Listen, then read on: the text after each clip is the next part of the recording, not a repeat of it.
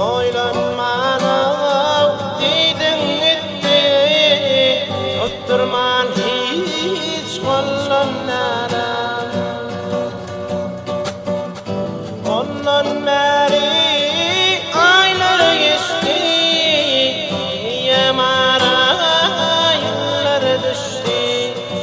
Aşık gözleri kan açtı, geçmedin mi yalanlara?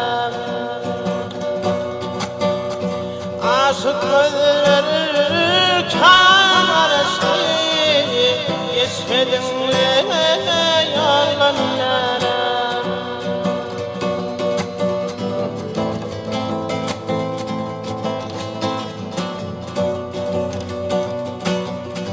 İntikamlı geçe vakti, başına yar gül darağıtı,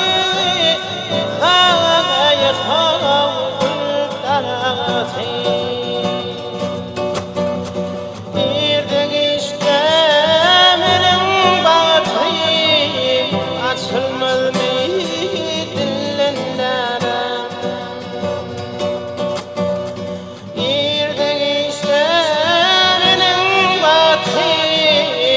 Açılmadı mı dillenlere? Aşık